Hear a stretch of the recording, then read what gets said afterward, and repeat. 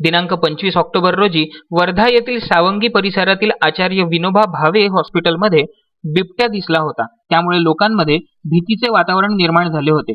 मात्र हॉस्पिटल प्रशासनाने वनविभागाच्या अधिकाऱ्यांना व कर्मचाऱ्यांना पाचारित केले आणि बिबट्याला सफल रेस्क्यूद्वारे जेरबंद करण्यात आलेले आहे. त्यामुळे परिसरातील नागरिकांनी आता सुटकेचा श्वास घेतलेला आहे.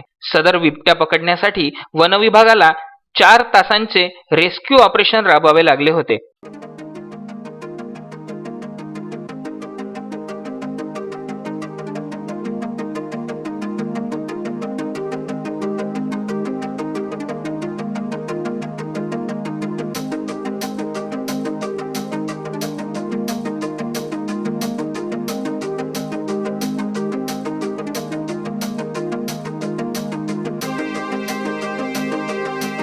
अश्विन शहा, विदर्भ न्यूज, वर्धा.